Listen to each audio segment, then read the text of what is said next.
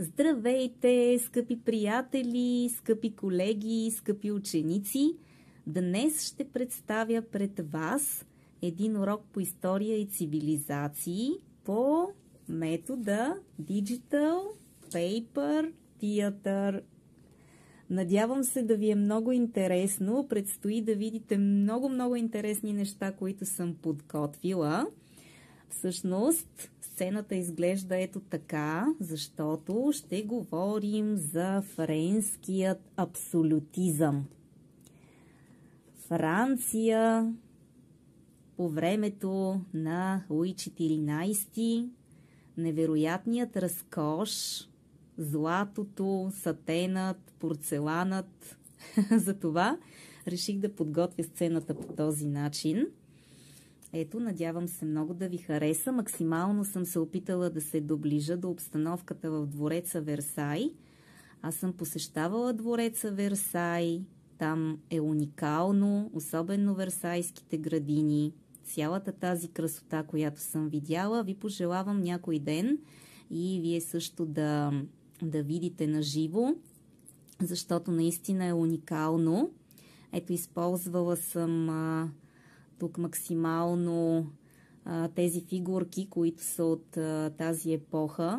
Те са от моята колекция от старинен порцелан, позлатени са и са уникати. Единични бройки, цветята, сатенът, златото. Така че очаква ви един много интересен урок, който ще разгледаме след малко. Така че да се потопим в епохата на краля Слънце, заедно с мен. Към 1600 година Франция има 16 милиона жители, развито земеделие и търговия. Но територията й от 450 000 квадратни километра е разпокъсана на 40 провинции със свои закони, традиции и дори със свой език. Обединителната сила за голямата държава може да бъде само монархията. Развитието на идеята за силния център е дело на кардинал Ришельо. Като пръв министър на крал Луи XIII, ето го и крал Луи XIII, той работи за централизиране на страната, ограничаване на властта на едрите аристократи и утвърждаване на кралската власт. Главната идея е да се изгради съзнание за държавно единство чрез абсолютната монархия. Основните й черти са авторитетен крал, който държи в свои ръце всички нишки на властта, силна армия и централизиран чиновнически апарат. Поддържането на голяма армия и чиновници изисква и развита икономика. Затова кралят трябва да подпомага производството и търговията.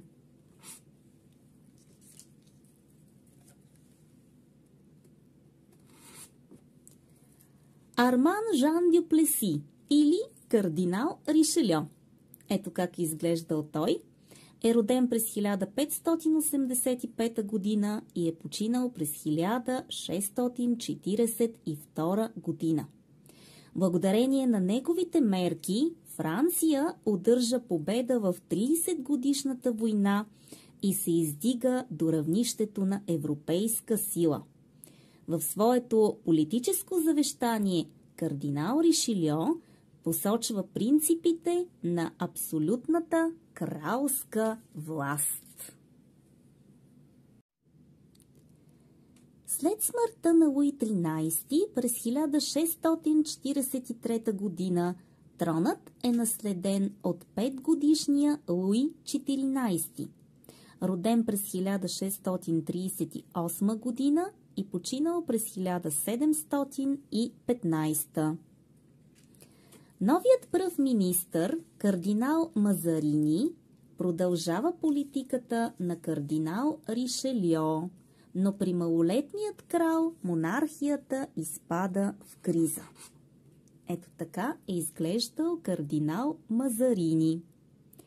През 1648 година в Париж избухва въстание на аристокрацията, така наречената Фронда. След потушаването му и смъртта на кардинал Мазарини през 1661 година започва утвърждаването на абсолютизма. Луи XIV обявява, че няма да назначава пръв министър и сам поема управлението. Ето така е изглеждал Луи XIV. Възпитаван от дете, че носи отговорност само пред Бог, Луи е убеден, че Франция му принадлежи. Той отъждествява личността си с кралството чрез фразата «Държавата, това съм аз».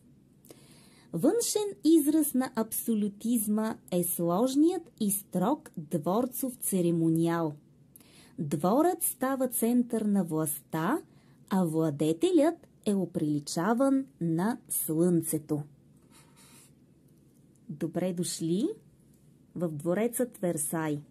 Това е един мой кадър от двореца във Версай, тъй като аз съм го посещавала няколко пъти. Ето тези невероятно красиви позлатени елементи. Навсякъде тук присъства слънцето. От тук идва и прозвището Кралят Слънце, около когото всички се въртят в очакване на живот и топлина. Да бъдеш в двора става привилегия и извор на облаги. Символ на властта е новата кралска резиденция в Версай, където най-добрите архитекти създават величествени сгради. Това е една картичка, която съм купувала от двореца Версай на Луи XIV, Кралят Слънце. Исках да обърна специално внимание на тази прекрасна картичка, защото тя изобразява един от най-известните портрети на крал Луи XIV от 1701 година. Художникът е Хиацинт Риго. Тук кралят Слънце е представен с регалиите – корона, скиптър, меч, мантия с хералдически лилии, които са символът на френската монархия. Каква е била всъщност ролята на владетеля? Ето колко достолепно и красиво изглежда кралят. Всъщност Бог установява кралете като свои министри и чрез тях царува над народите.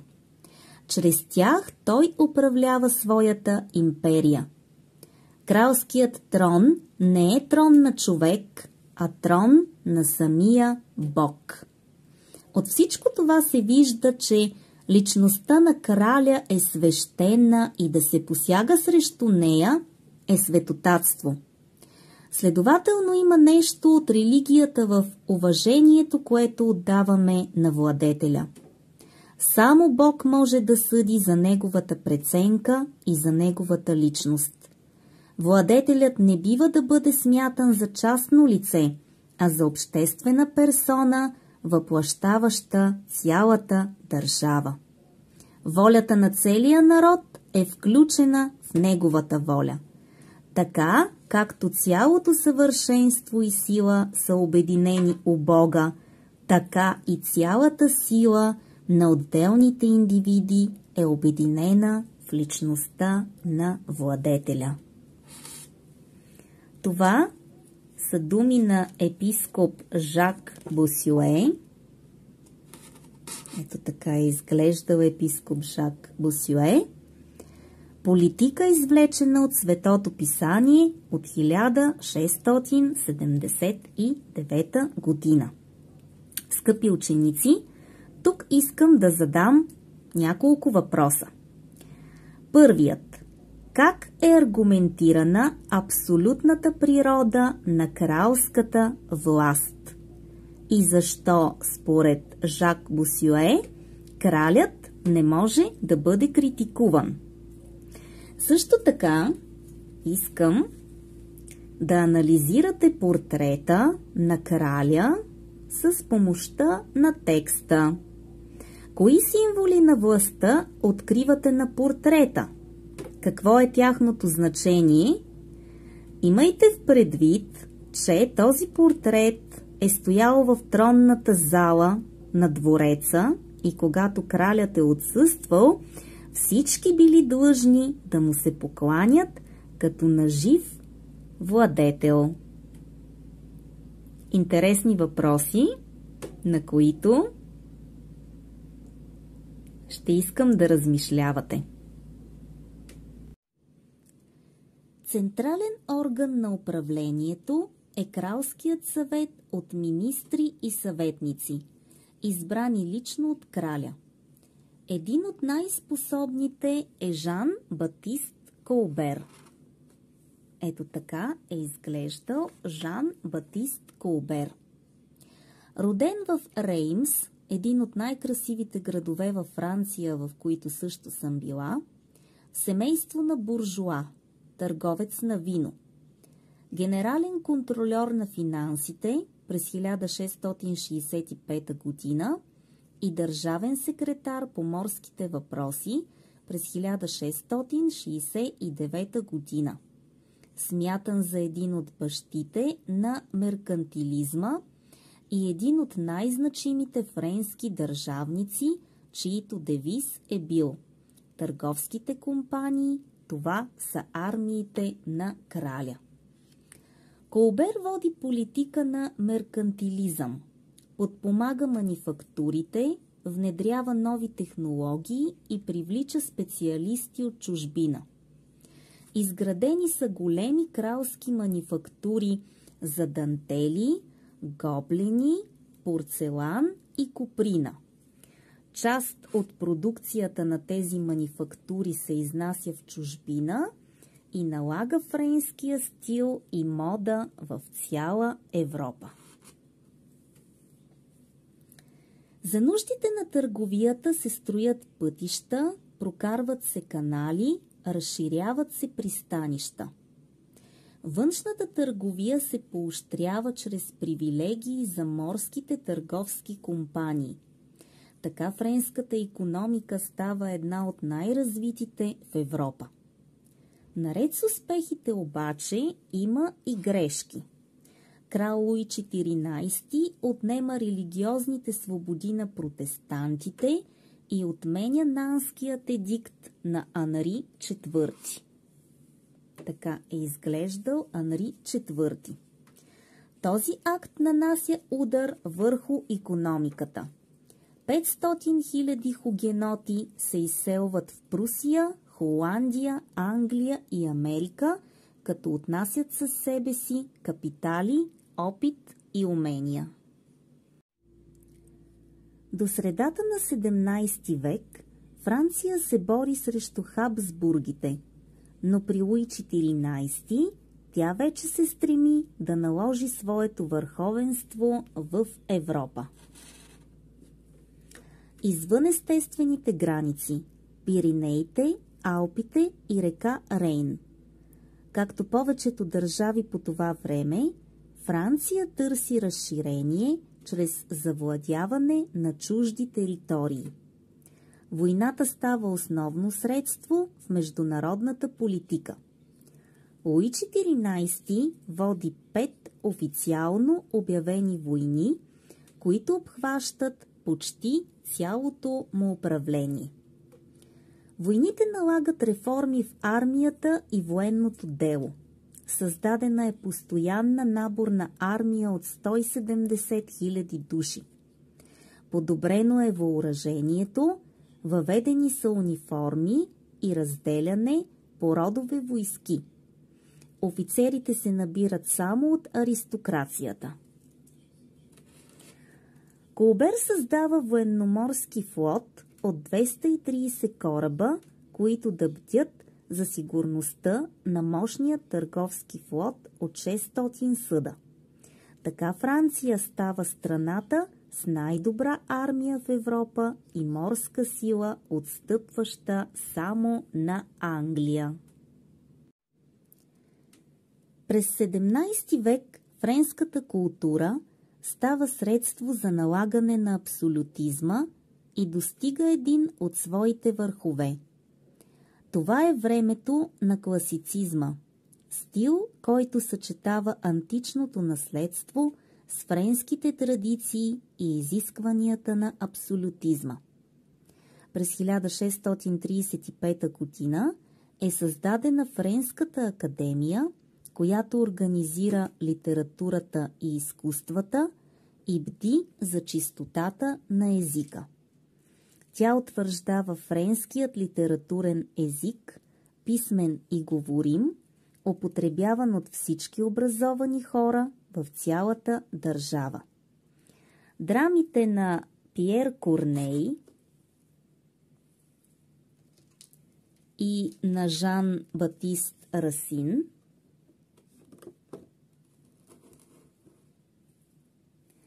полагат основите на модерния театър. Олицетворение на френското остроумие е създателят на модерната комедия Жан-Батист Молиер.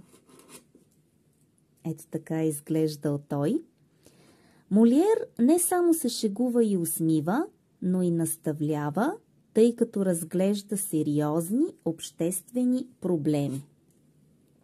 През този период работи и известният на всички ни Шарл Перо, автор на едни от най-популярните и обичани приказки за Пепеляшка и Котаракът в чизми. Живописта е представена от Никола Посен. Ето кой е Никола Посен, с митологични и исторически картини, в които на преден план са изведени благородството и изпълнението на дълга. През епохата на абсолютизма, френската мода и церемониал, пиеси и опери, декорации и паркове, строежи и музика се превръща в модел за подражание в цяла Европа.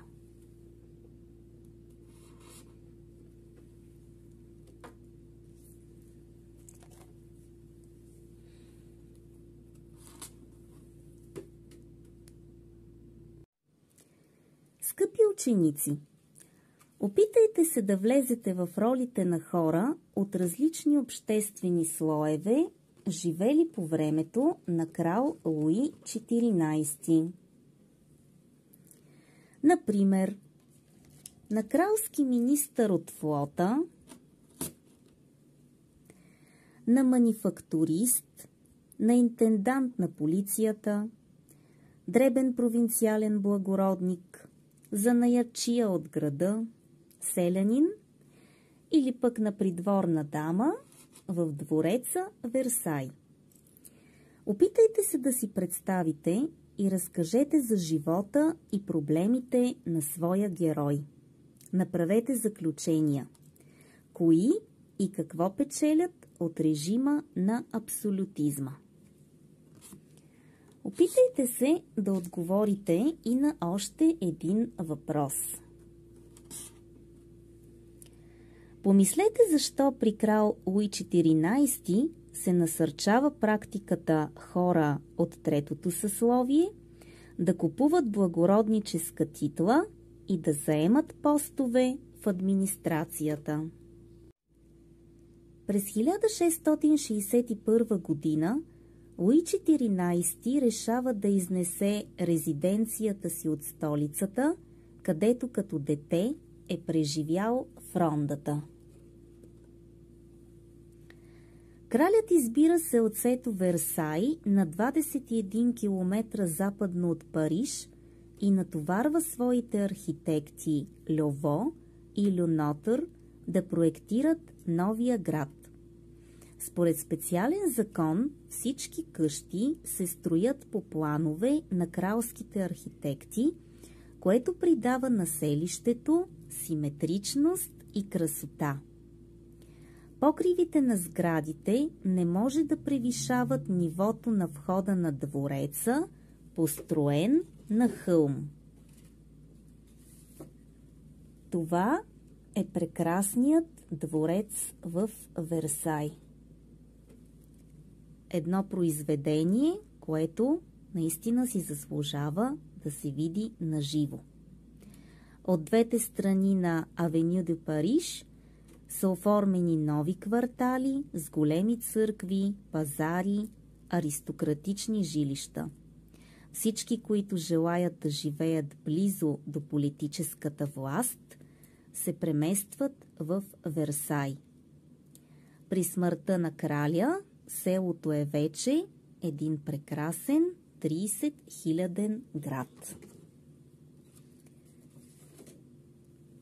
Това е дворецът Версай с прекрасните си цветни градини, една от които лично е проектирана от краля Слънце Луи XIV, тъй като той е бил запален ботаник. Град Версай е пример как нещо прекрасно може да бъде построено по волята на един абсолютен владетел.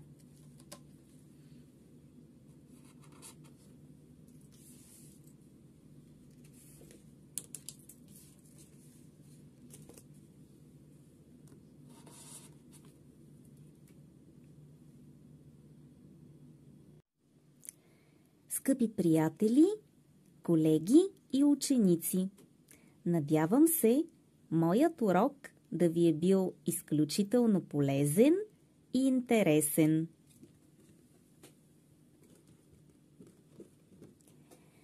До нови срещи и успех занапред!